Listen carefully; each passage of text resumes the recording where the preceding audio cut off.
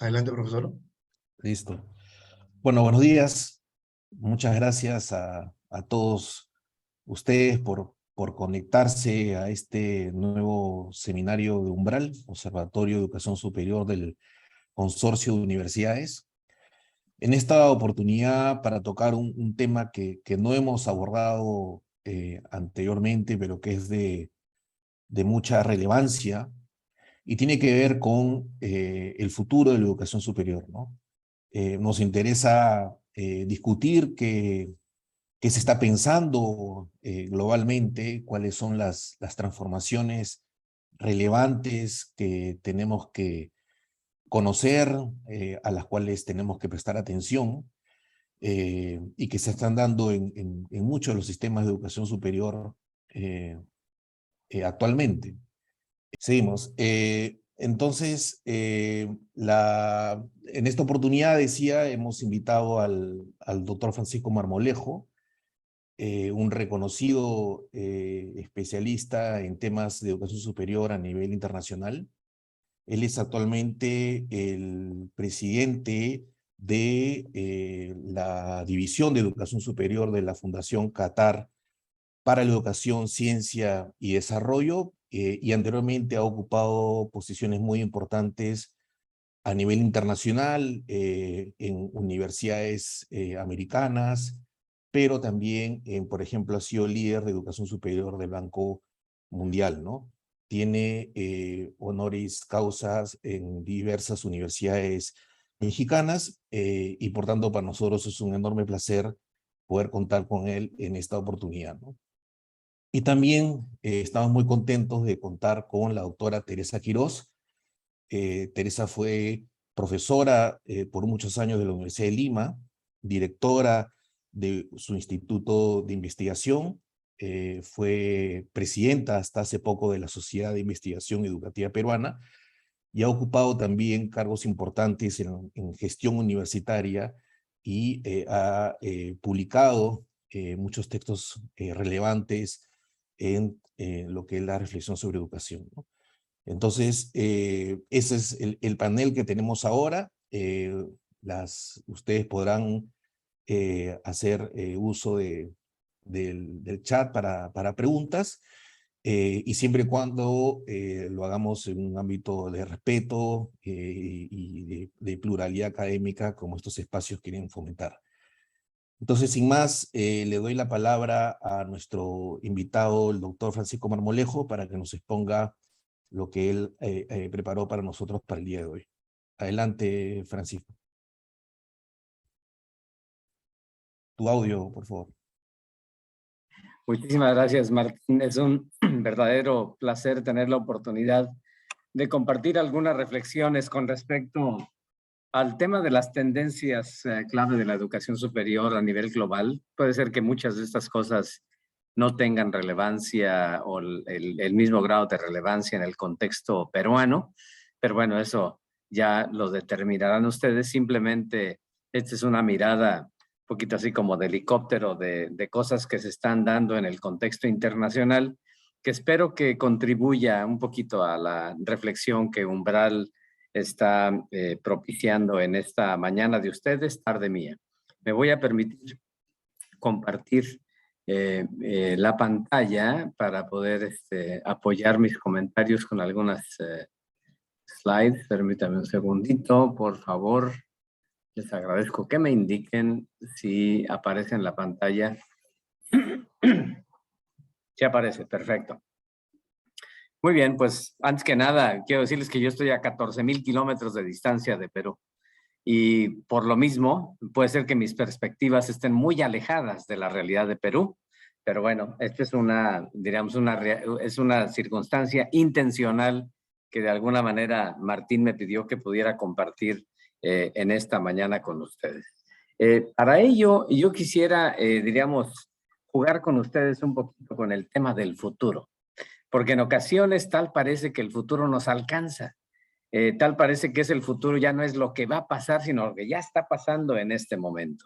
Para poder dimensionar claramente el tema del futuro, pues tenemos que atrevernos a pensar, digamos, a elucubrar acerca de estos posibles escenarios. Y hay quienes dicen que no tiene ningún caso, que esto es una pérdida de tiempo. Al menos de manera un poquito en broma, Albert Einstein decía que para qué nos preocupábamos del futuro si de todas maneras va a suceder. Bueno, pues claro que cuando hablamos de futuros de la educación superior, tenemos que preocuparnos del futuro actuando en el presente y entendiendo el pasado. Es la única manera con la que podremos precisamente tratar de visualizar cuáles son los posibles escenarios del futuro. Así que el mundo está cambiando rápidamente, la educación está cambiando y bueno, no nada más está cambiando, parece ser que ya cambió desde hace tiempo y tal vez no nos dimos cuenta. Tratemos de dimensionar un poquito el tiempo en esta dirección. Miren, esta es una fotografía del mapa mundi en el que yo aprendí de la geografía del planeta. Y este es un mapa mundi que no tendría nada de extraordinario, pero bueno, cuando menos en mi ciclo de vida me ha tocado ver países que ya no existen, o me ha tocado ver países que están emergiendo y que no existían hace algún tiempo, como lo pueden ver ustedes en este mapa. Yo cuando aprendí de la geografía del mundo, aprendí de un país, digamos, que se llamaba Ceilán, que ahora se llama Sri Lanka, de un país que se llamaba Tíbet, que ya no existe, o un país que se llamaba Siam. En fin, son países que ya no existen, son geografías que han cambiado, y creo que si la geografía del planeta ha cambiado, pues también podemos pensar que la educación superior también ha cambiado, y que tal vez a veces estamos tan ocupados en el día a día que no vemos precisamente estos cambios significativos. Así que pensemos cómo va a ser el mundo en 25 años, cómo va a ser la educación en 25 años. ¿Habrá universidades en 25 años? Bueno, esa pregunta nos la hacíamos precisamente hace 25 años. Y hace 25 años había quienes como Peter Drucker decían, pues las universidades van a desaparecer, ya no van a existir, ya no tienen razón de ser. Las universidades, al menos como ese espacio de edificios, ya no tiene ningún sentido porque entonces ya se anticipaba un brutal cambio tecnológico que experimentaría el mundo. Y ustedes me podrán decir, bueno, pues entonces equivocó Peter Drucker porque las universidades no desaparecieron, las universidades aquí están. Tan es así que, por ejemplo, yo vivía antes en la India, justo el día de ayer estaba en la India, apenas acabo de regresar de un viaje por allá, y siempre me sorprende el hecho de que un país como la India, que es el segundo país más poblado del mundo, han estado fundando 6.3 universidades por día, incluidos sábados y domingos, en los últimos 15 años. Y aún así, con ese crecimiento en el número de instituciones, India no logra rebasar las tasas de acceso a la educación superior a las que actualmente tiene, que son alrededor de aproximadamente el 30% de los jóvenes en edad de estudiar. Así que tal parece que Peter Drucker estaba equivocado. Hace 25 años pensó que las universidades desaparecerían y no han desaparecido. Pero puede ser que Peter Drucker estaba en lo correcto, porque las universidades de hace 25 años ya no son las universidades del día de hoy. Hay muchas cosas que han cambiado, hay otras que no. Hace 25 años, piensen ustedes cómo era el mundo. Apenas se inventaba el Nintendo, no había virus del COVID, había el mal de las vacas locas, el lanzamiento del DVD era la gran novedad en el mundo, se empezaba a explorar la idea de ir a Marte, las computadoras le empezaban a ganar a las personas y apenas se empezaban a hablar de lenguajes novedosos de programación que hoy son una realidad. Ese era el mundo de hace 25 años. Dentro de 25 años habrá quien diga, hace 25 años el mundo era así. Y probablemente hace 25 años Francisco Marmolejo predijo que se iban a acabar las universidades y no se acabaron. O predijo que no se iban a acabar y se acabaron. Así que para poder dimensionar tendencias de futuro, forzosamente tenemos que pensar dónde estamos hoy, dónde estábamos ayer, qué hicimos y dejamos de hacer ayer, que explica lo que hoy nos presenta como realidad, y esto nos permite extrapolar hacia escenarios de futuro. Así que nadie puede predecir cómo va a ser el futuro, pero creo que todos estaremos de acuerdo en reconocer que el futuro de la educación superior va a ser diferente al de hoy, así como lo fue hace 25 años. Antes de la pandemia, el mundo ya tenía una normalidad medio extraña, con muchos déficits acumulados. Un estudio que hacía la OCDE hace algunos años decía, cuidado, las dinámicas de la globalización en el mundo están provocando cambios significativos. Hay nuevos retos sociales. Hay una transición importante en el mundo del empleo e inclusive el concepto de niñez y de familia está cambiando. Esto era hace aproximadamente 12 años cuando la OCDE nos decía esto. No había COVID, no había excesivas polarizaciones en el mundo. Y en esto, por supuesto que todos estos cambios, nos guste o no, pues han provocado una nueva realidad. Hoy vivimos en un mundo en donde hay enojo, donde hay desaliento, donde hay un exacerbamiento de posiciones ideológicas, en donde tal parece que no nos queremos poner de acuerdo. Vivimos en un mundo en que lo global está peleado con lo nacional, con lo local, en donde solemos pensar que la democratización de la información y del conocimiento que tanto anhelábamos con la llegada de Internet, pues nos ha llevado a un estadio en donde ahora ya ni siquiera sabemos qué es verdadero y qué es cierto, y en el que gradualmente hemos perdido nuestra capacidad de poder entender la complejidad del mundo en el que vivimos. Y también vivimos en un mundo en donde hay mucho cuestionamiento acerca de las instituciones clave de nuestra sociedad, incluidas, por cierto, las universidades. Es en ese mundo en donde están operando los jóvenes niños del día de hoy, que el día de mañana van a ser nuestros estudiantes universitarios y que se enfrentan ante profesores o académicos que nos formamos en una realidad diferente, que probablemente vemos el mundo diferente y que tal vez no alcanzamos a dimensionar la necesidad de cambios que nos permitan minimizar el riesgo de la incertidumbre futura. Y ahí es donde justo se encuentra hoy la educación superior en el mundo. Y ustedes me dirán, bueno, y todo eso que dice Francisco, pues realmente no tiene nada que ver con las carreras universitarias. Seguimos enseñando nuestras mismas carreras universitarias. O yo les diría, todo tendrá que ver todo con las nuevas carreras universitarias, con el quehacer de las instituciones de educación superior. Yo creo que la respuesta la tienen ustedes.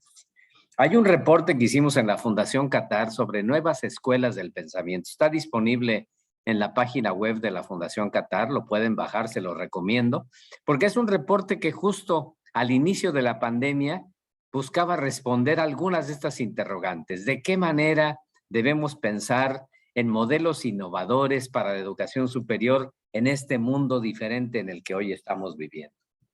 Y ahí se hablaba en este reporte de algunos desafíos importantes de la educación superior. Por ejemplo, el desafío de cómo podemos contribuir a una economía y una sociedad que cada vez más es digital. Esto, insisto, en la pandemia lo vimos más rápido que ahora.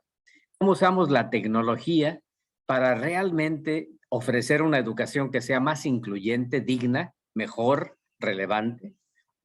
¿Cómo respondemos a la creciente y cambiante demanda de la educación superior? Porque ya no estamos hablando de los tradicionales estudiantes que terminan los niveles previos y que llegan a la educación superior. Hay un cambio radical en ello. ¿Cómo aseguramos la buena calidad de la educación superior, ya sea pública o privada, haciendo a un lado estas dicotomías artificiales que se suelen hacer entre la universidad pública y privada?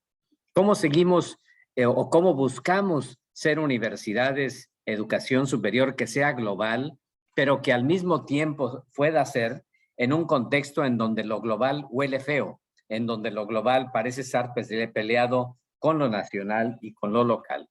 Y finalmente, como entes organizados, como las universidades deben convertirse en organizaciones más flexibles y más adaptables. Son solamente algunos de los desafíos que me parece que enfrenta la educación superior en el mundo, y me atrevo a pensar que estos son desafíos que también tienen las universidades peruanas.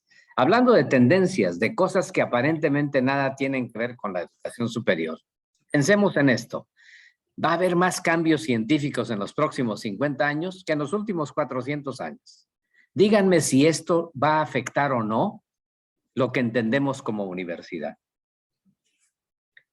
Va a ser el siglo de la biología, porque es en ese dominio en donde estamos observando más cambios radicales, diríamos, en el entendido del conocimiento mismo, y es además donde se presentan los mayores dilemas éticos y también el mayor atractivo económico. Nada que ver con la educación superior, ¿verdad?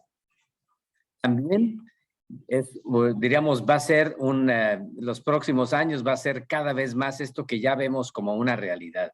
El concepto de wikiciencia, esta idea de que los dispositivos de inteligencia artificial pueden hacer cosas que antes no nos imaginábamos que pudieran hacer, donde incluso hoy los resultados negativos de la investigación tienen un valor positivo. Entonces, las nuevas conformaciones del conocimiento, pues naturalmente que también van a impactar justo el conocimiento que producimos o el conocimiento que transmitimos, el conocimiento que reciben los estudiantes o el conocimiento que generan por ellos mismos.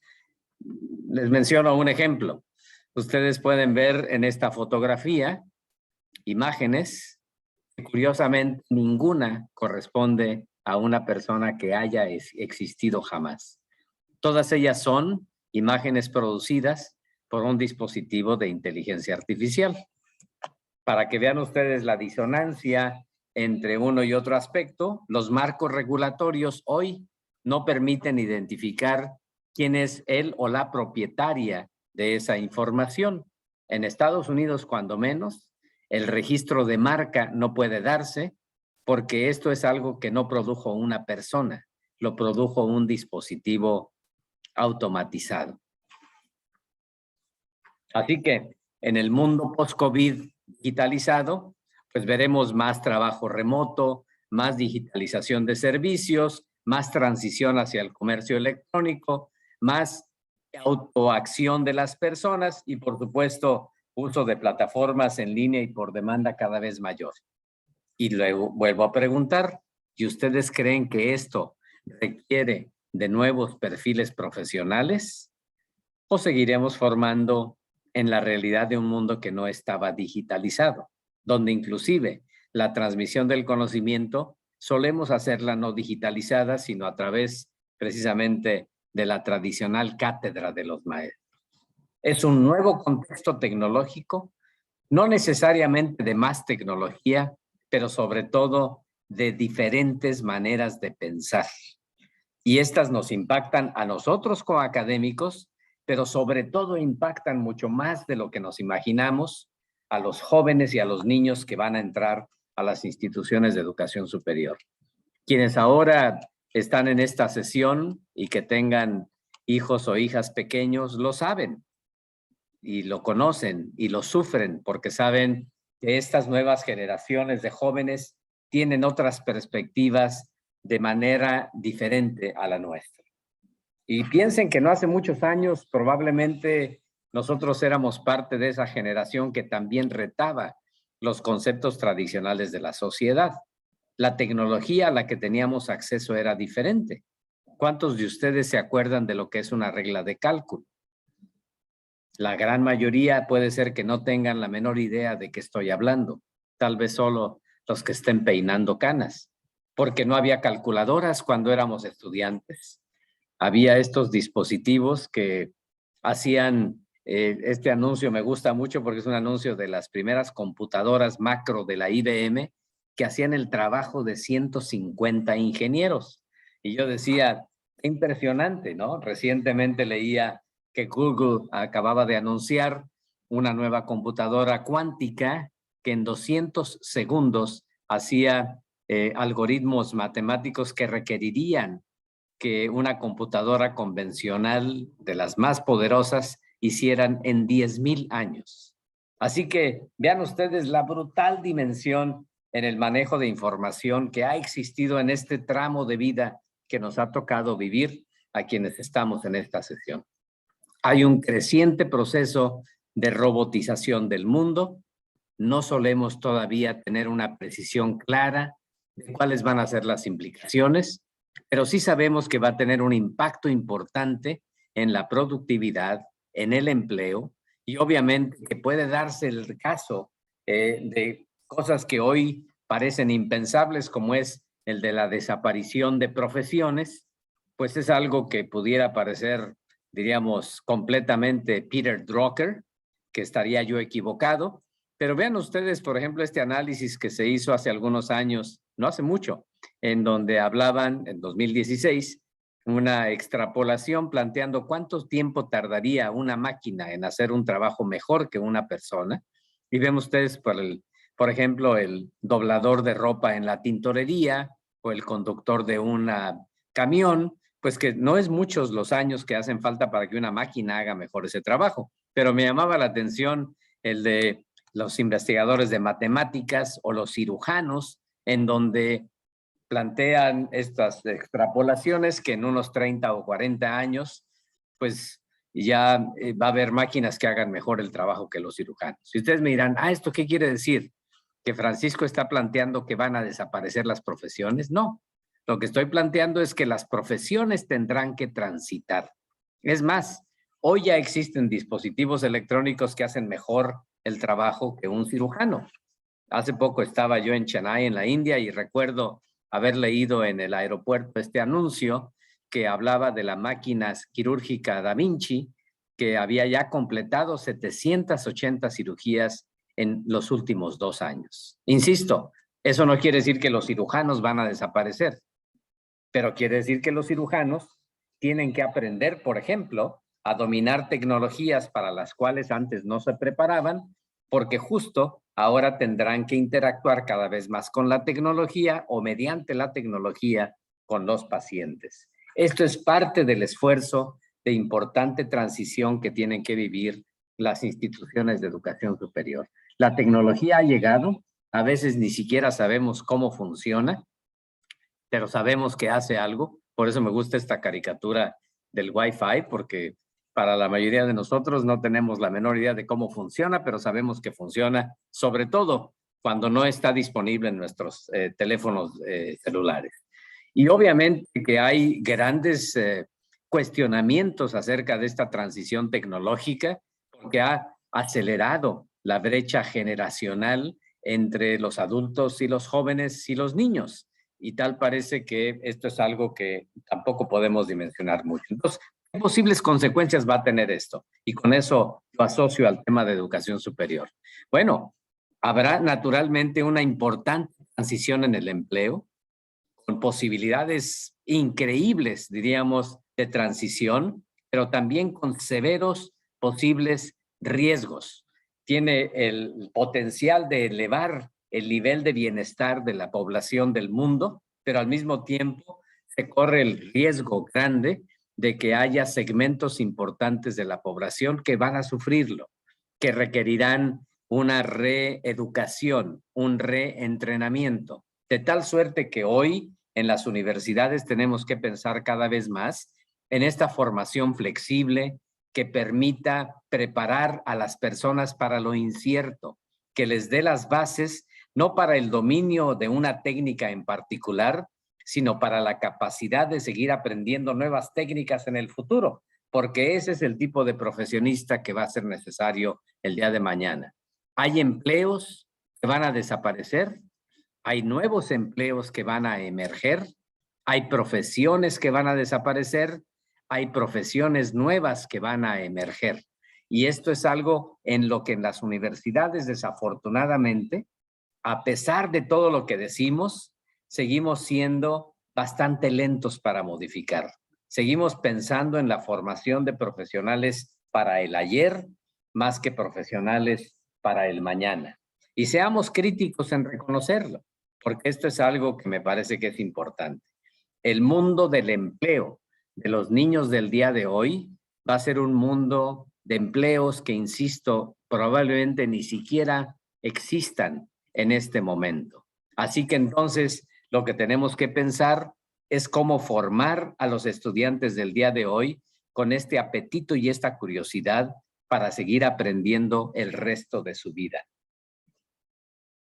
Otro elemento que nada tiene que ver aparentemente con la educación superior es el brutal, diríamos, cansancio ecológico que está sufriendo el planeta, que ya no podemos tampoco disasociarlo de la realidad de la educación superior, no nada más desde el punto de vista de investigar este impacto, sino también sobre todo de formar a los estudiantes con una mentalidad de respeto al medio ambiente, entre otras cosas, porque si no, no va a haber medio ambiente, no va a existir las condiciones para que exista un mundo mejor.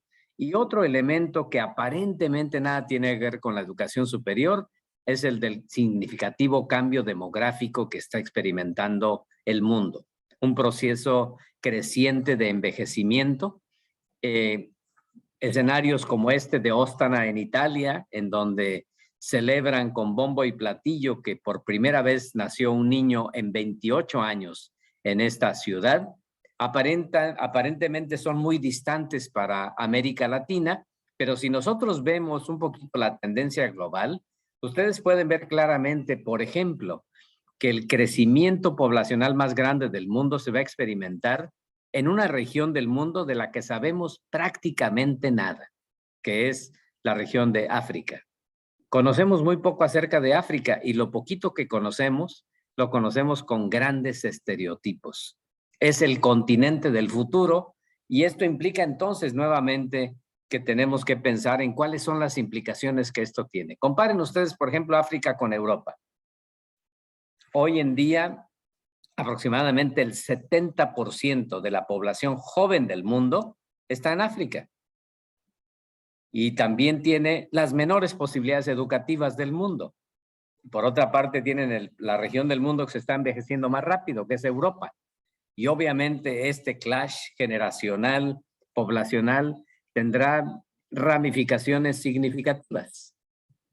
¿Cuál es el impacto que todo esto va a tener en la educación superior? Vean esta fotografía de una piscina pública en Shanghái. Y bueno, ese es el mundo en el que nos va a tocar vivir y es un mundo que además va a ser crecientemente envejecido. Y entonces en América Latina tenemos un muy importante bono demográfico. Entre otras cosas, explica que va a haber necesidad de educación todavía por aproximadamente 25 años más, pero son solamente 25 años más, porque ustedes pueden ver en esta gráfica claramente que también en América Latina hay un creciente proceso de envejecimiento de la población, de tal suerte que va a haber cada vez menos niños y va a haber cada vez menos jóvenes, y entonces las universidades van a tener que pelear por más jóvenes, por más estudiantes, si es que siguen pensando que el único tipo de estudiante que reciban es el estudiante que viene de los niveles previos de la educación. Es una nueva realidad. Tenemos que reconsiderar esta nueva realidad, las implicaciones que va a tener. Porque por otra parte, en América Latina, seguimos teniendo el desafío de muy poquitos que nos beneficiamos con la educación superior. Ustedes pueden ver esta gráfica de la participación en la educación superior, donde las tasas brutas de cobertura de un país como Perú o como México siguen siendo relativamente bajas. Todavía sigue siendo la mayoría de los jóvenes en edad de estudiar que no están pudiendo ir a las aulas universitarias, no obstante que tuvieron el mismo derecho que quienes nos hemos beneficiado de ello.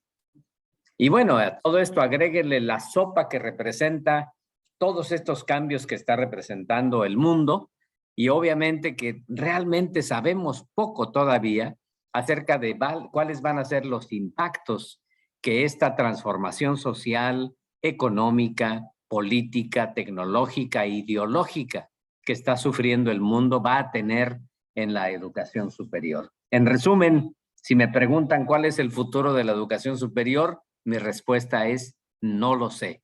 Tengo algunas señales, pero realmente no lo sé.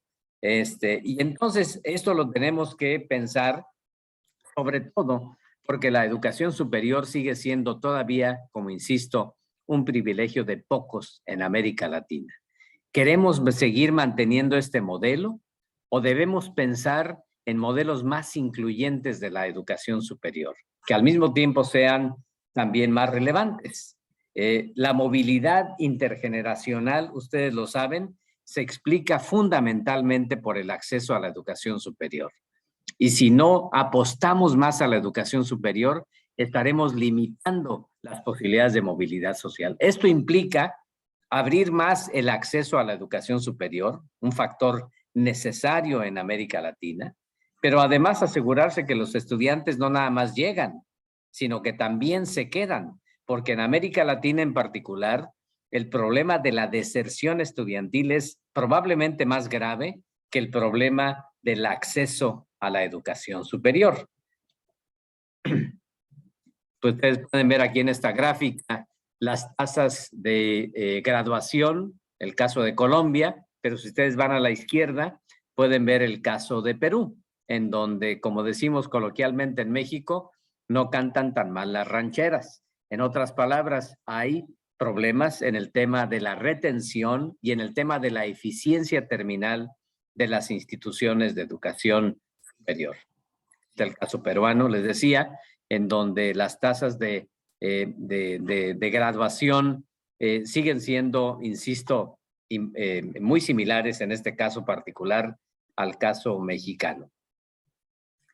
Y algunos estudiantes ya sabemos que son más propensos a darse de baja de las instituciones de educación superior. Esto se ha exacerbado por la pandemia y por supuesto que ahí es donde tenemos que diseñar intervenciones adecuadas que nos permitan que resolvamos o atendamos a lo que yo me refiero como el triángulo virtuoso de la educación superior, que implica lograr que haya más acceso con equidad a la educación superior, que retengamos a los estudiantes, que aprendan algo relevante y que terminen sus estudios oportunamente. Y para todo ello tenemos que construir más evidencia.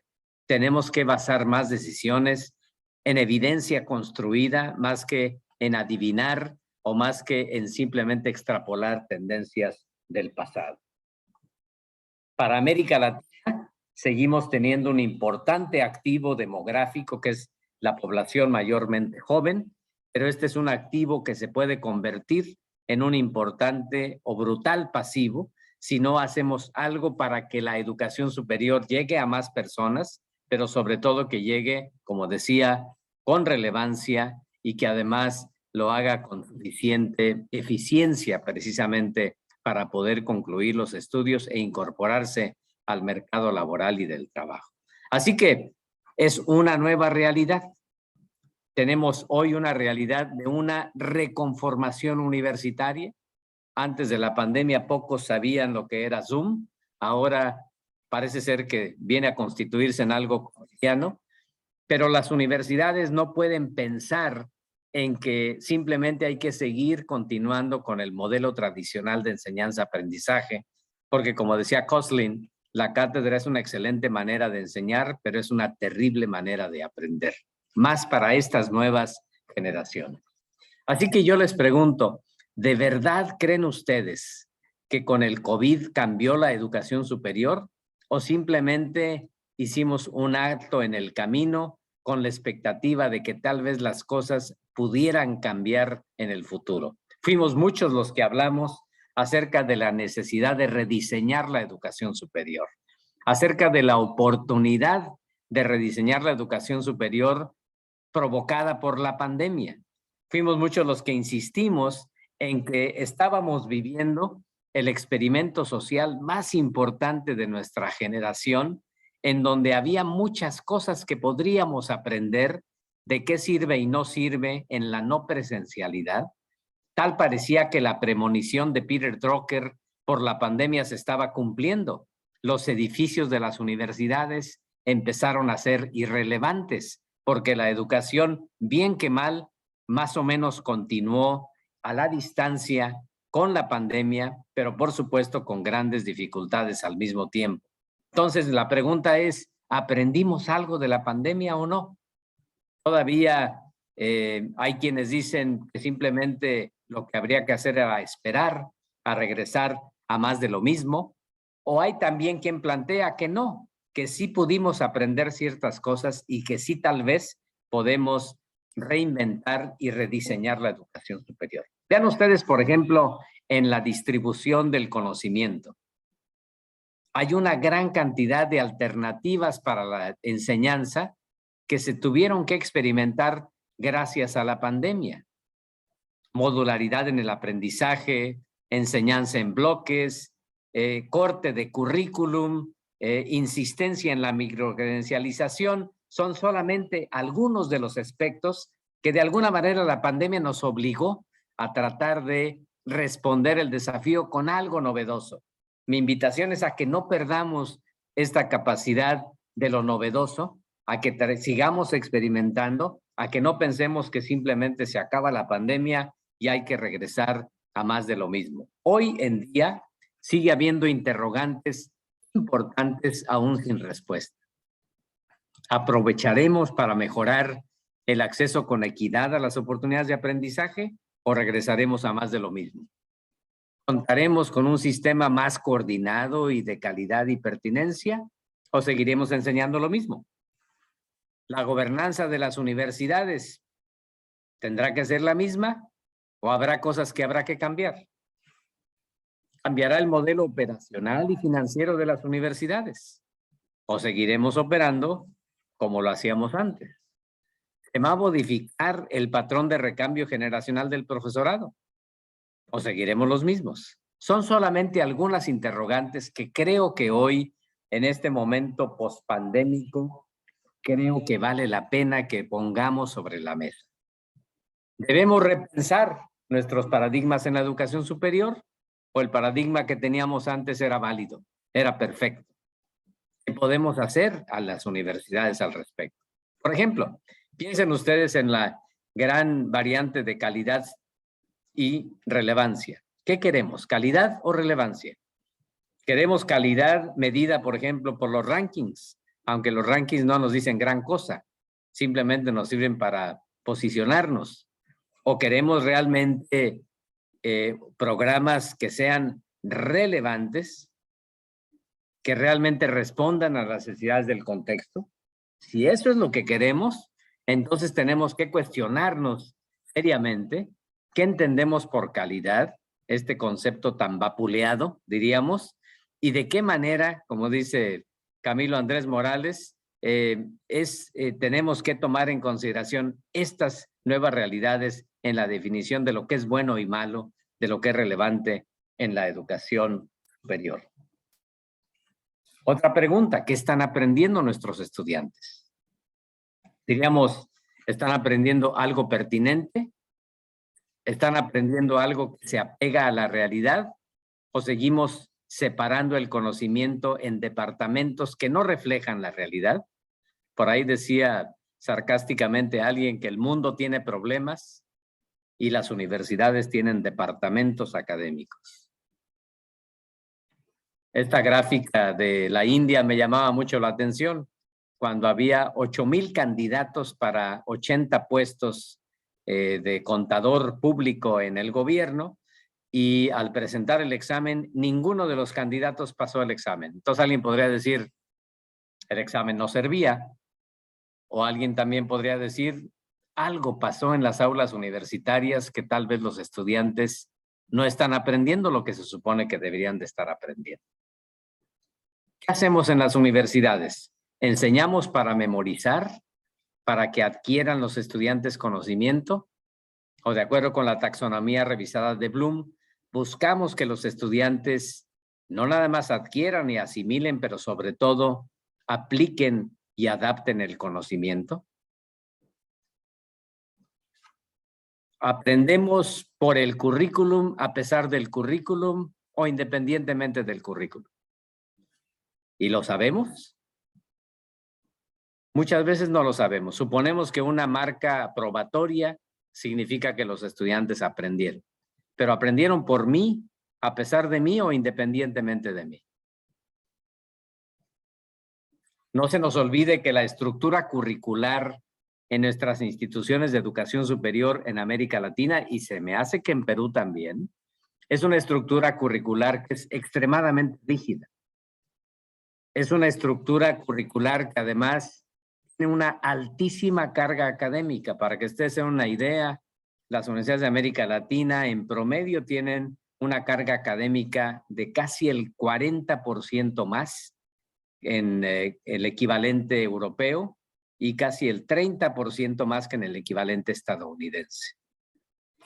Y cada vez que hacemos revisiones curriculares, en lugar de pensar en qué quitamos, siempre pensamos en qué agregamos. Nuestra estructura curricular está altamente enfocada hacia los contenidos. Es secuencial. Aprendemos matemáticas 1 y es el requisito para aprender matemáticas 2. Y si alguien quiere aprender al revés, lo primero que vamos a hacer es castigarle porque está en contra de la rigidez que hemos establecido al sistema curricular. Es altamente endogámica y obviamente tiene muy baja lateralidad. La posibilidad de que las personas puedan adquirir conocimiento por su lado es algo que normalmente las universidades se resisten ampliamente a reconocer. Solemos pensar que en el único espacio donde el estudiante puede aprender es en el confortable espacio del salón de clases, con ese personaje que baja de las alturas, que es el profesor o profesora, a compartir humildemente su sabiduría con una masa informe de estudiantes que no saben pensar, pero que lo único que deben hacer es aprender a memorizar la realidad del mundo que los profesores les están transmitiendo. Lo estoy diciendo de manera sarcástica, pero básicamente el punto que quiero hacer es que nuestra estructura curricular, que es la mejor herramienta que tenemos en el sistema de educación superior, en mi universidad, en mi programa académico, tiene lamentablemente estas limitantes que tenemos que considerar si pensamos en una universidad rediseñada para el futuro, para las necesidades del futuro. Los estudiantes no solamente no aprenden, en ocasiones desaprenden. Hay un estudio que hicimos cuando trabajaba yo en el Banco Mundial comparando lo que saben los estudiantes al ingresar a la universidad y al salir de la universidad. Y el caso de la India y de Rusia más o menos cumple con esa lógica, de que el estudiante sabe menos cuando inicia la carrera y sabe más cuando termina la carrera. Pero mira el caso de China. Los estudiantes sabían más cuando ingresaron y sabían menos cuando egresaron de la universidad. Quiere decir que algo ahí curiosamente extraño sucedió. Y esto es algo que tenemos que aprender en nuestras instituciones de educación superior. Si hablamos de las profesiones del futuro, tenemos que hablar de cuáles son las habilidades y conocimientos que van a requerirse para los egresados del futuro. Y muchas de estas cosas que ustedes ven ahí no se aprenden en un curso regular. Se aprenden en compartimentalizaciones del conocimiento, en microcursos, se aprenden también en aprendizajes transversales que van más allá de una estructura curricular convencional.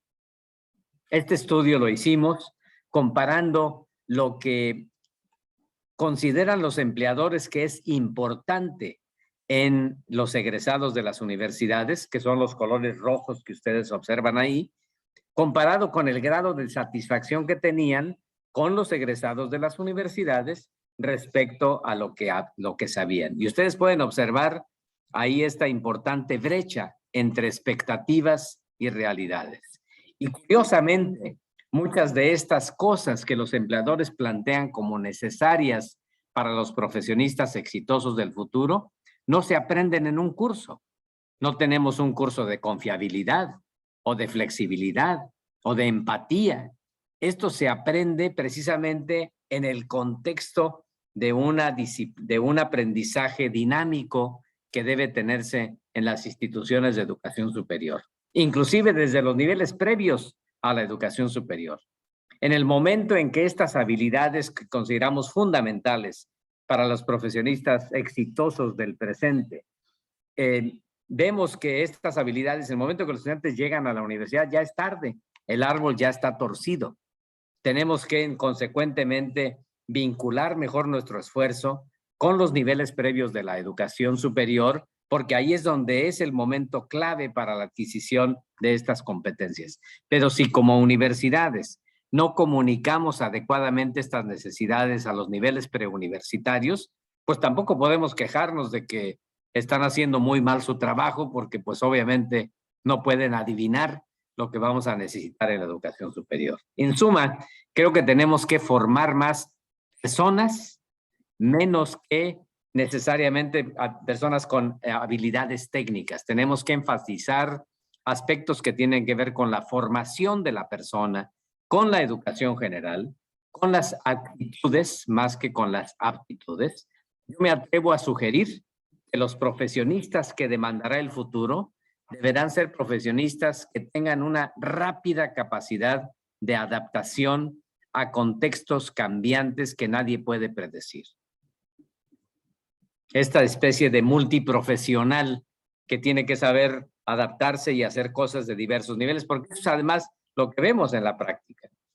Aparte de habilidades técnicas, los profesionistas exitosos tendrán que saber trabajar en equipo, tendrán que tener la capacidad de adaptarse a contextos cambiantes, entender el mundo sin perder de vista el sentido de vinculación con la comunidad, dominar cuando menos un segundo idioma, utilizar adecuadamente las herramientas tecnológicas y sobre todo haberlo despertado la curiosidad de seguir aprendiendo el resto de su vida. Pero que eso es precisamente lo que les va a permitir, esta herramienta que les va a permitir mover al futuro.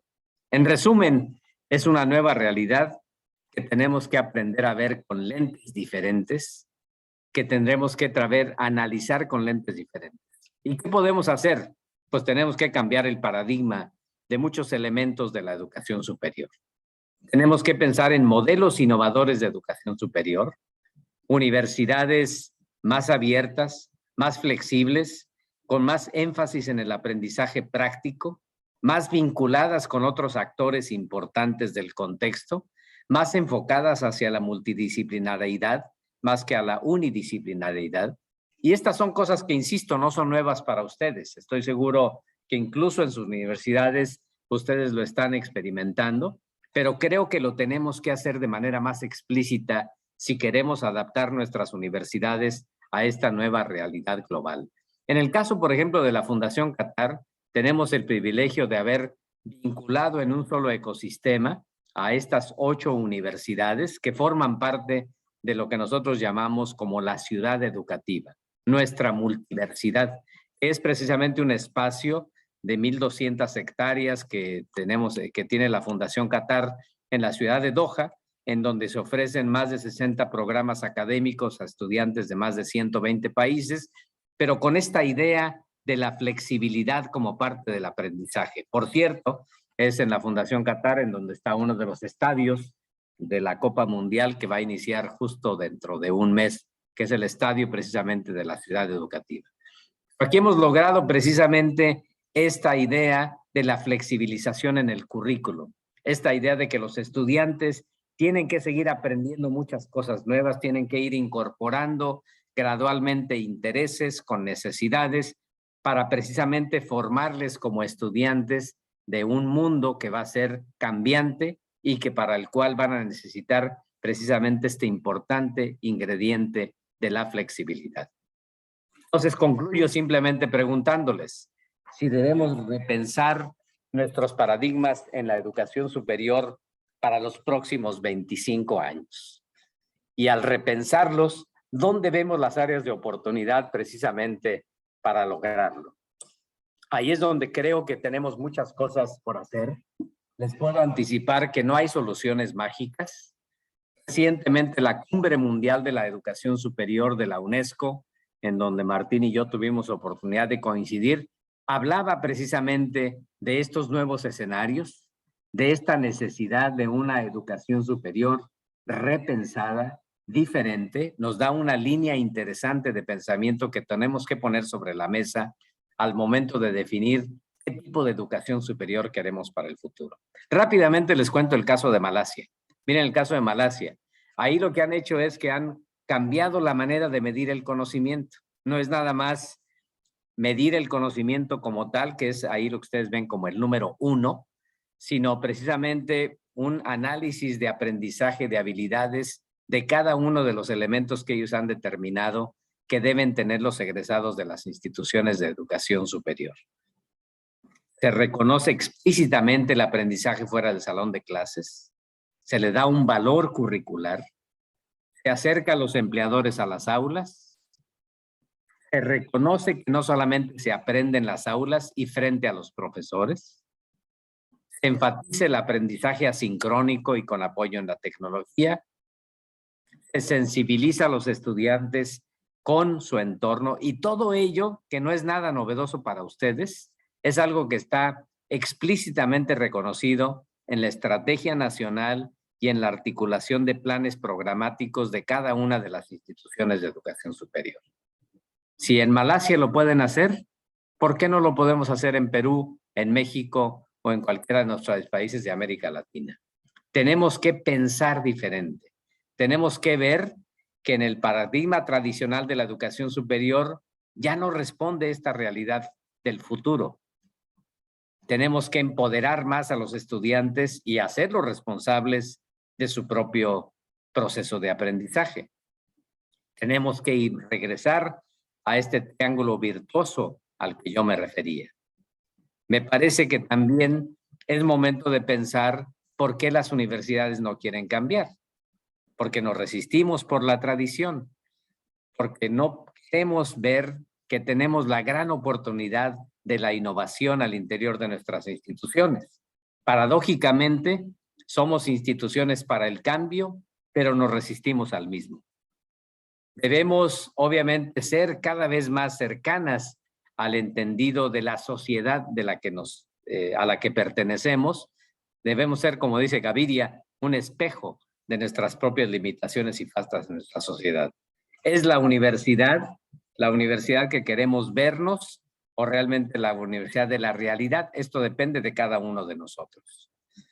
Y obviamente que los gobiernos tienen que hacer muchas cosas, pero a veces los gobiernos no nos ayudan. Así que tenemos que pensar qué podemos hacer desde las propias instituciones de educación superior. Yo concluyo simplemente soñando con ustedes que creo que podemos construir universidades que sean más flexibles e innovadoras, más emprendedoras, que tengan menos miedo al cambio, que se atrevan a colaborar y que ciertamente sean universidades globales en pensamiento, pero también responsables en lo local, en su actuar del día a día. Y esto implica que hay muchas áreas de oportunidad para ello. Podemos articularnos más efectivamente con los niveles previos de la educación superior. Podemos hacer acciones para explícitamente reconocer aprendizajes previos. Podemos ser más flexibles si nos atrevemos a pensar que tenemos gran rigidez.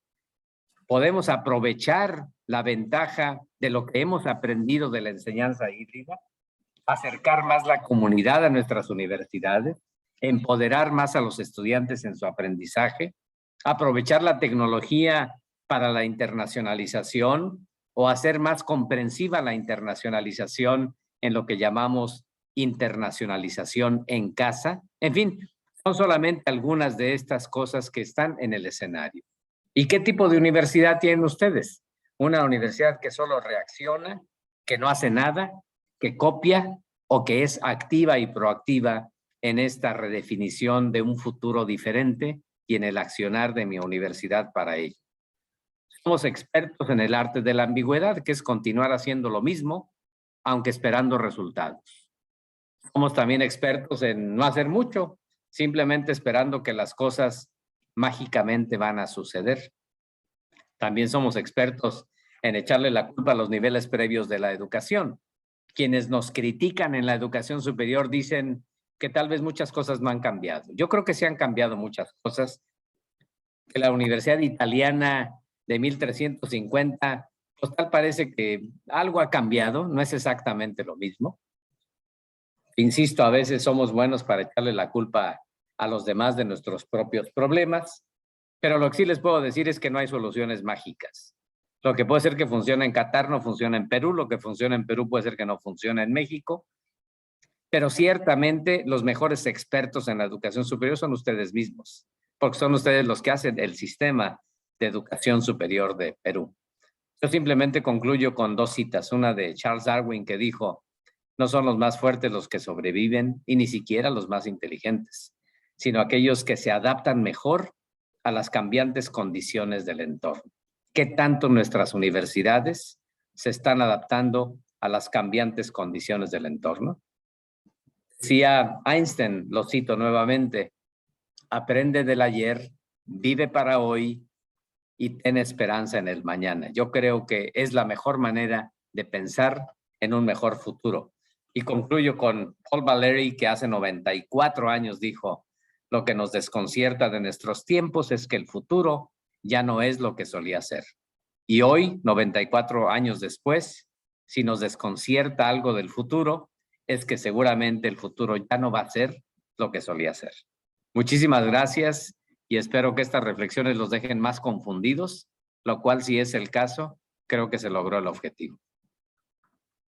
Muchísimas gracias, Francisco. Definitivamente confundidos, ¿no? Luego de una excelente presentación.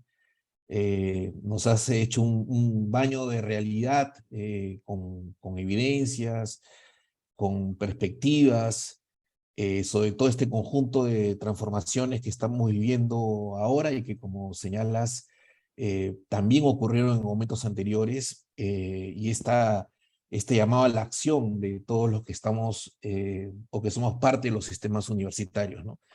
Creo que es importante también recalcar algo que tú has señalado y que me parece de mucho valor intelectual, ¿no? Que no hay certezas, ¿no?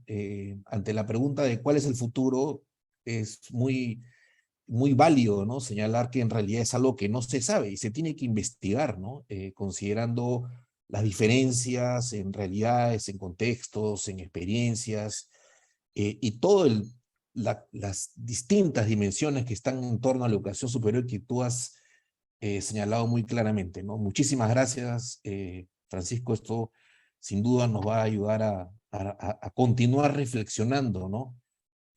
Sobre estos temas, ¿no?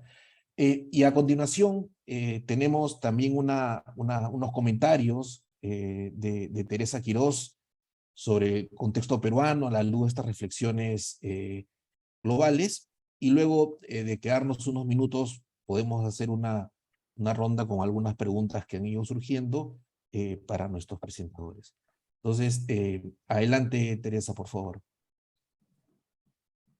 Muy buenos días, muchas gracias a todos los presentes y la verdad muchísimas gracias a Francisco porque nos ha abierto los temas, el panorama, la información para pensar los temas de la educación superior hoy en día, considerando que en el Perú, que a veces venimos ganados por todas nuestras crisis internas y nuestros problemas y nuestra manera de resolver la vuelta a la presencialidad, dejamos de considerar, ¿no? Entonces voy a hacer algunas reflexiones breves, sobre todo pensando en que ustedes querrán preguntarle a Francisco, y yo he hecho algunas anotaciones sobre el tema de la digamos, de la educación superior en el Perú. Entonces paso rápidamente, ¿no?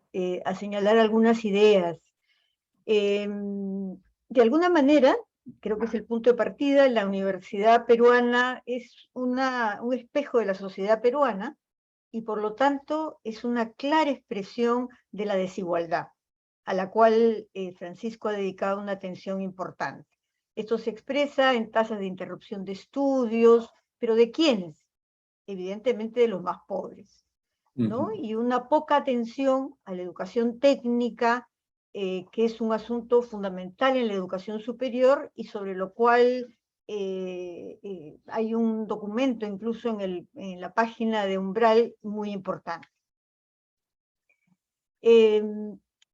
Una cosa que dijo Francisco que me pareció fundamental es que necesitamos desarrollar una cultura de la evidencia.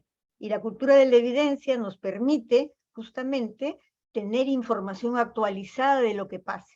En el Perú ha habido una poca cultura de la evidencia, sin embargo el informe bienal de la SUNEDU 2021 nos da información de calidad que habría que explorar y utilizar, ¿no? Rápidamente, para decir que en el sistema universitario tenemos universidades peruanas, quiero decir, universidades públicas, universidades asociativas y universidades societarias, y que con el proceso de licenciamiento se quedaron 92 universidades, de las cuales 49% públicas, 39% asociativas y 20% societarias, siendo las societarias las que tienen fines de lucro y las asociativas sin fines de lucro.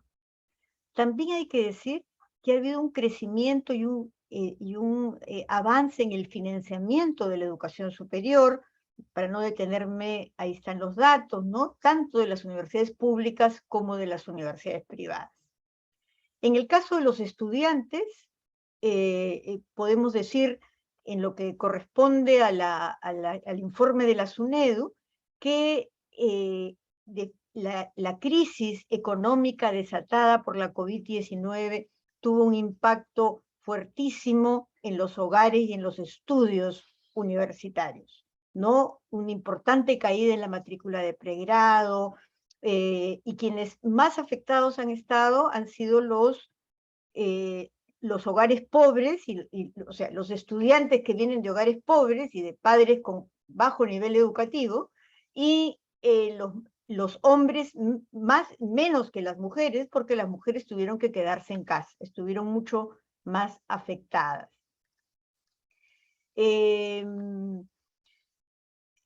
Digamos, tasas de desempleo de egresados, ¿no? Salarios inferiores en el caso de los estudiantes de universidades públicas a las universidades privadas, condiciones de informalidad, pérdidas de vidas humanas, condiciones, los estudiantes sumamente afectados emocionalmente.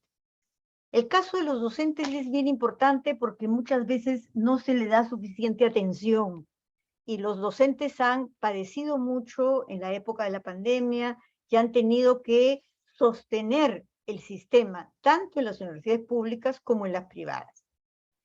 La mayor parte de profesores o docentes están en las universidades privadas porque tienen mejores salarios, y la condición de ser profesores de tiempo parcial y no de tiempo completo distorsiona totalmente las prácticas docentes. Este es un asunto realmente muy importante. Perdón. En el caso, durante la pandemia, no me voy a detener en esto para poder caminar un poquito, durante la pandemia, el Ministerio de Educación desarrolló una serie de políticas orientadas a tratar de evitar la interrupción de los estudios. Se dieron becas, ¿no? Se creó una plataforma adecuada. Entonces hubo todo un propósito con relación a esto, importante. Y podemos decir que colaboró económicamente en la solución de los problemas. Sin embargo, ¿no? La deserción, que tenemos que entenderlo como un síntoma que tiene que ver no solo con condiciones económicas, sino también con la afectación de la salud mental de maestros y estudiantes. ¿Cómo pensar el futuro de la educación universitaria? Y cómo, en la línea de todos los temas que nos ha abierto Francisco, y que la verdad yo estoy totalmente de acuerdo, ¿no? Definitivamente en el Perú, la institución universitaria está demasiado alejada del país, ¿no? No es un motor cultural, económico ni social del país, sino que es básicamente un lugar donde se habilitan grados académicos.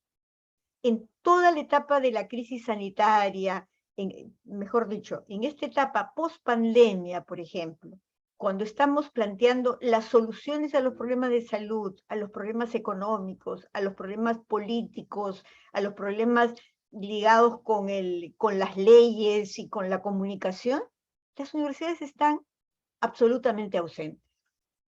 Y esto justamente porque la universidad tiene, como lo ha dicho Francisco, uno de sus grandes problemas es el modelo rígido, enfocado en los contenidos, la ausencia de una visión crítica, ¿no? El peso agotador de las cargas administrativas en detrimento de la investigación, y la ausencia de proyectos comprometidos con la comunidad y el medio ambiente. y el tema fundamental de las increíbles brechas digitales. ¿No?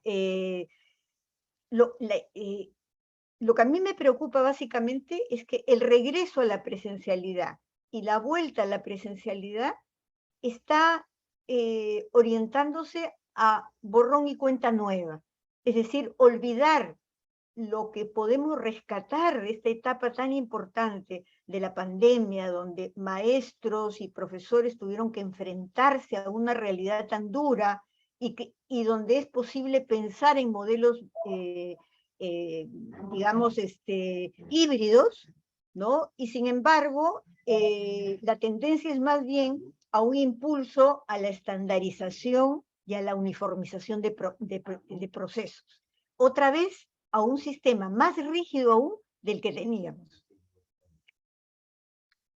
En ese sentido, ¿por dónde están los desafíos?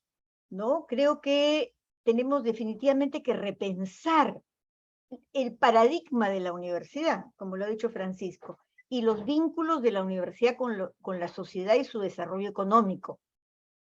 Rescatar el impacto del conocimiento producido en las universidades sobre la economía, es decir, que tiene que ver con creación de nuevos productos, generación de conocimiento, transferencia de tecnologías, ¿no? Tecnologías de virtualización como posibilidad de democratización del conocimiento, dejar atrás esta idea de universidad como espacio exclusivamente profesionalizante porque va a quedar en el fracaso, porque es clarísimo que esta visión profesionalizante se va a enfrentar con esta intensidad de los cambios y no va a poder responder.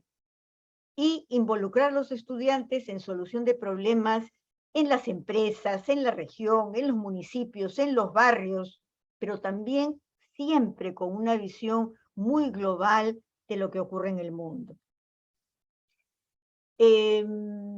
José Joaquín Brunner planteaba esta necesidad de una visión disruptiva, digamos, de la educación superior, con nuevos sentidos de los aprendizajes, una docencia orientada, digamos, a básicamente la innovación y tener mucho cuidado, que es una de las grandes preocupaciones, con el riesgo de la plataformización, porque eso está llevando a convertir a los docentes realmente en llenadores de documentos, de formularios, en lugar de estar pensando cuáles son los cambios que se deben hacer. Los rankings y los papers responden a un modelo de producción de conocimiento que se rige solamente por las métricas y una dinámica que prioriza estas métricas en los papers de acuerdo a los rankings, ¿no? Yo encontraba ayer un artículo que señalaba muy rápidamente cómo puede haber otros indicadores a medir. Por ejemplo, los indicadores de impacto social, que mencionen las citaciones en documentos de políticas o en noticias. Usar la cantidad de préstamos en biblioteca, las visualizaciones en SlideShare o YouTube, ¿no? El tema de las patentes, el impacto informacional que se contabiliza en menciones en Wikipedia o blogs, ¿no? Las métricas en medios sociales. ¿Qué quiero decir? No podemos estar totalmente encasillados en un modelo que no quiere cambiar. Ya voy terminando. Y señalo que las tecnologías no deben restringirse a los mecanismos de gestión, porque entonces esos mecanismos de gestión están orientados a la optimización o a la vigilancia, y eso realmente nos hace mucho mal. Termino diciendo, la Universidad Peruana tiene que comprender y comprometerse con el sentido de una educación democrática, crítica, y que aporta al desarrollo del país. No puede estar ajena a esto. Y es nuestra obligación cuidar a los jóvenes y ofrecerles una educación donde estén justamente en contacto con el mundo y en contacto con el cambio. Gracias. Muchísimas gracias, Teresa, por las reflexiones del contexto peruano y los desafíos que tenemos. Muchos de ellos muy en la línea de lo señalado también por Francisco en relación a la necesidad de darle una pensada seria a la forma como valoramos la calidad, la relación con el entorno social, los aportes que la universidad puede hacer al desarrollo, ¿no? Mire, en los minutos que nos quedan han habido algunos comentarios de los participantes, algunas consultas. Me gustaría aprovechar que tenemos a Francisco por aquí para plantearle al menos 2 o 3 de ellas, ¿no? La primera reflexión, Francisco, tiene que ver con el problema que están experimentando muchas universidades actualmente de contar con estudiantes que vienen del nivel de educación básica con muchas limitaciones en sus aprendizajes, ¿no?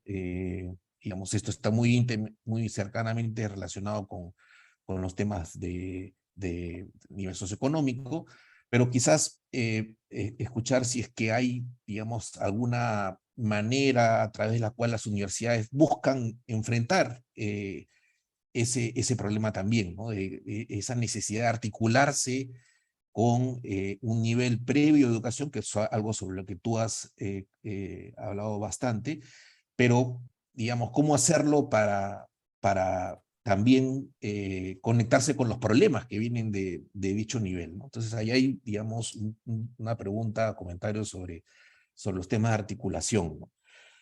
Otro tiene que ver con cómo, claro, y creo que tú lo has dicho, ¿no? Cada vez que se ha intentado hacer un cambio curricular, en lugar de digamos, de buscar su simplificación crítica o su mayor relación con los contextos, lo que terminamos teniendo es que aumenta la carga académica, aumentan las clases, los cursos, ¿no? Y esto puede tener que ver con la dificultad de transitar, digamos, de un modelo todavía muy centrado en las clases magistrales hacia un modelo diferente, ¿no? Digamos, hay un tema de prestigio, de poder todavía muy presente en las aulas universitarias, ¿no? Entonces, ¿cómo hacer, no? O qué se está haciendo para reconocer que, digamos, las clases magistrales evidentemente son importantes y relevantes, pero también ir incorporando otros mecanismos que pueden estar mejor vinculados con el aprendizaje de los estudiantes? Esa es una segunda, ¿no?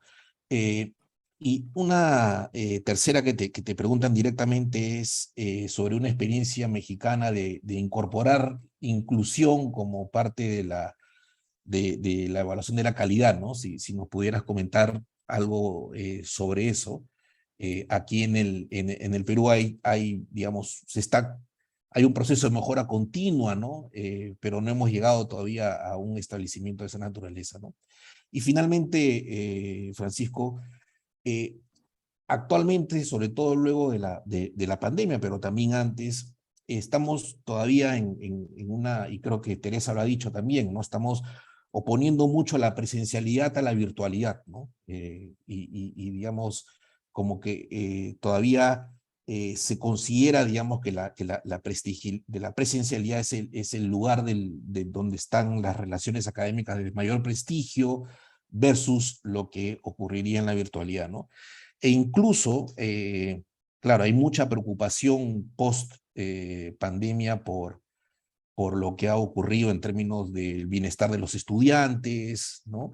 Y hay muchas voces críticas que señalan que en estos escenarios de virtualización o de la universidad por Zoom, ¿no? Como tú, digamos, es una caricatura, evidentemente, ¿no?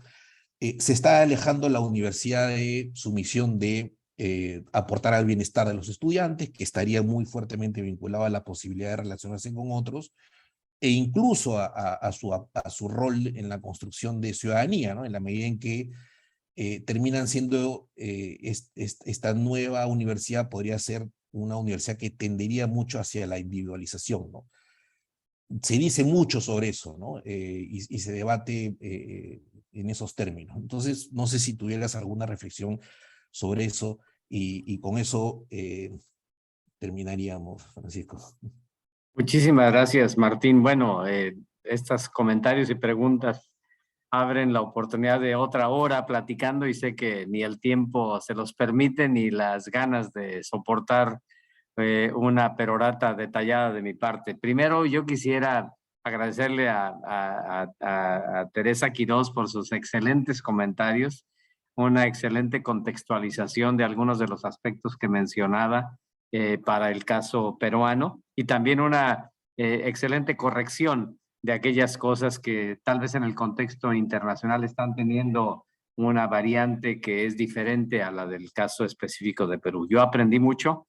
Tere, te agradezco muchísimo tus comentarios de gran pertinencia y de gran relevancia.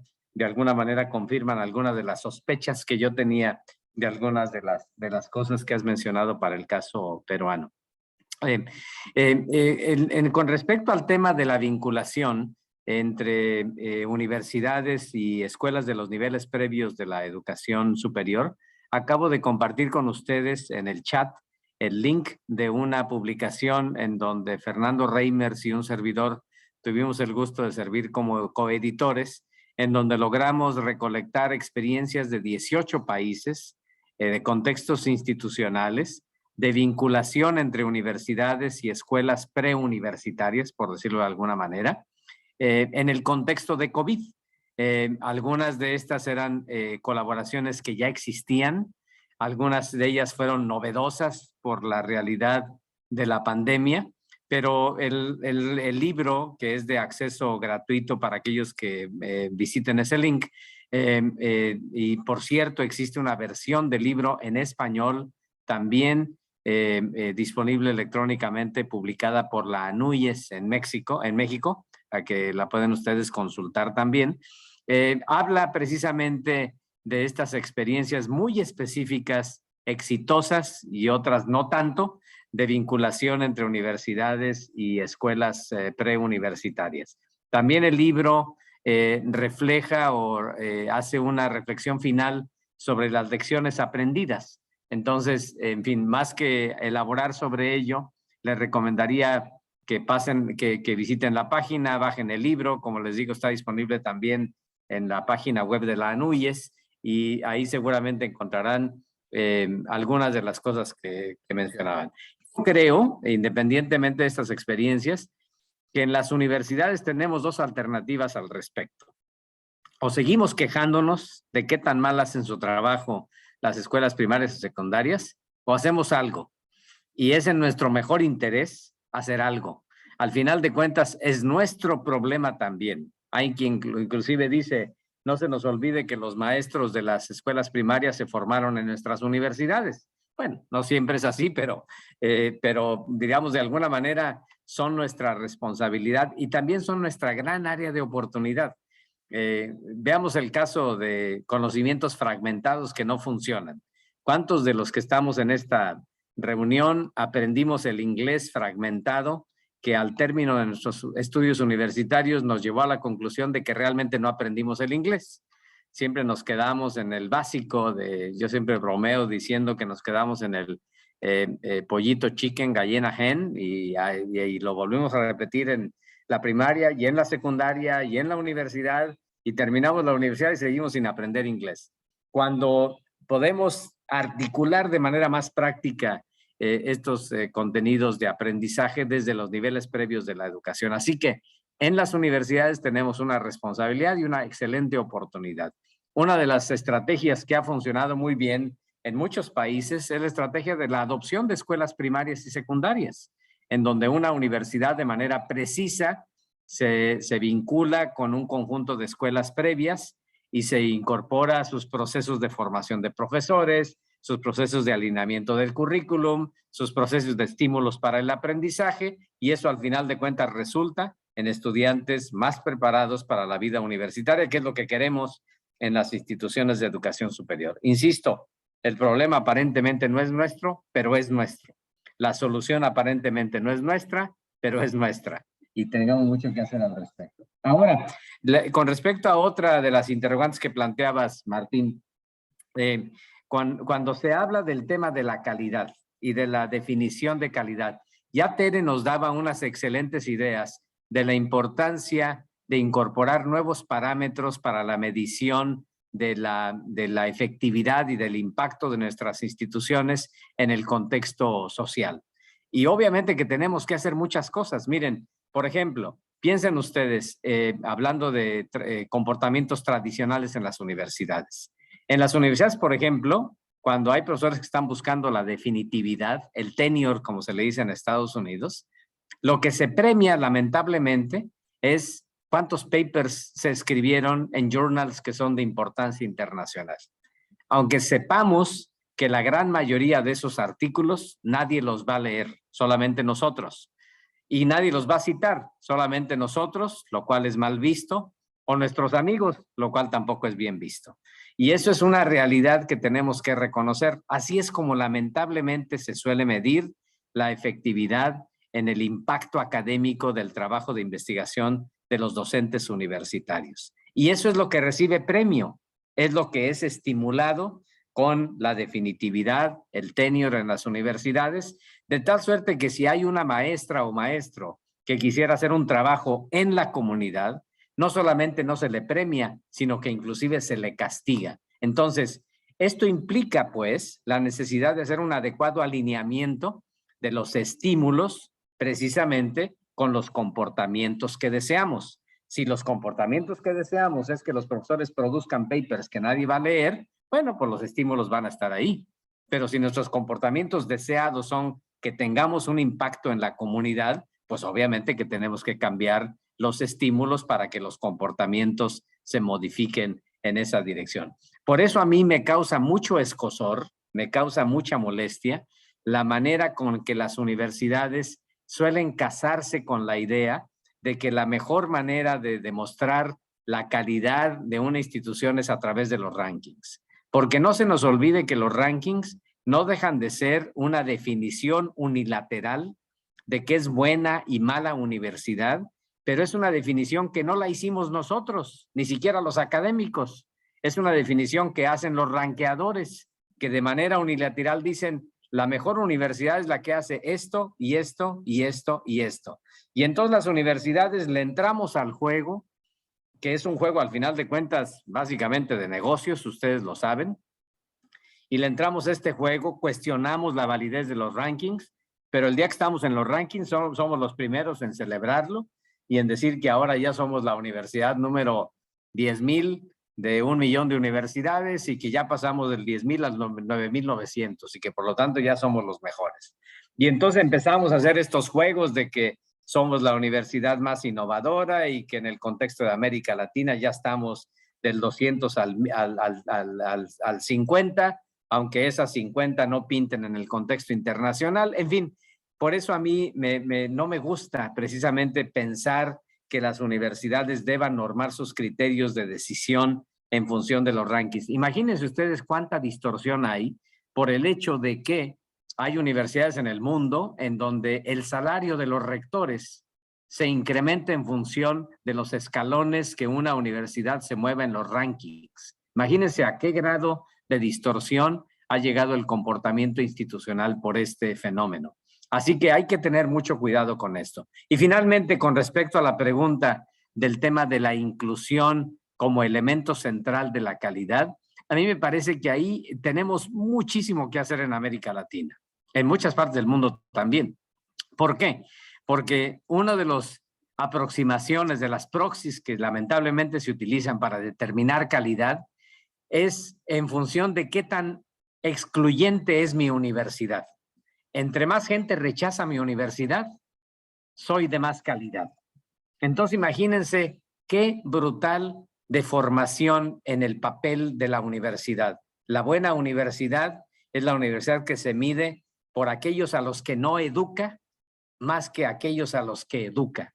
Por aquellos a los que deja fuera, por lo tanto es mejor que aquella institución que está aceptando más. ¿Qué le agrega más valor a la educación de una colectividad? Una universidad que es incluyente y que toma a aquellos estudiantes que no tienen aquellos estándares que por razones, sobre todo del código postal, no pudo tener acceso a los mismos, que aquella universidad que simplemente escoge a los mejores de los mejores, que se da el lujo de excluir a todos los que pueda y que por lo tanto les va a agregar cierto valor a aquellos que ya llevan una trayectoria en la que probablemente puedan aprender inclusive a pesar de la universidad. Así que tenemos que modificar esta manera de pensar que la calidad es exclusividad, que la calidad es excluyente, que la calidad es solamente en función de aquello a lo que no hacemos más que aquello que lo que hacemos. Por ello yo creo que los sistemas de aseguramiento de la calidad deben dejar de ser sistemas de aseguramiento de la calidad a convertirse en sistemas de mejoramiento de la calidad y por lo tanto sistemas de relevancia de la educación superior. Hay algunos casos muy interesantes que se han experimentado en diversos países con resultados muy alentadores que nos ayudan a pensar que sí es posible repensar la educación superior de una manera diferente. Bueno, muchísimas gracias, Francisco, muchísimas gracias, Teresa, gracias a todas las personas que se conectaron el día de hoy. Creo que nos quedamos con mucho material para seguir reflexionando, debatiendo, siempre buscando opinar con evidencias y reconociendo que estamos en un contexto que implica cambiar cosas, ¿no? Nos quedamos con ese mensaje. Y nuevamente muchísimas gracias a todos, especialmente a Francisco y a Teresa y claro, a todos los que se lograron conectar a esta mañana limeña. Muchas gracias nuevamente y seguiremos con otro seminario más adelante. Muchas gracias. Gracias. Saludos. Gracias. Gracias. Muchas gracias. Gracias también. Muchas gracias. Adiós, Francisco. Hasta luego, Teresa. Qué gusto. Y adiós a todos. Abrazos para todos. Gracias.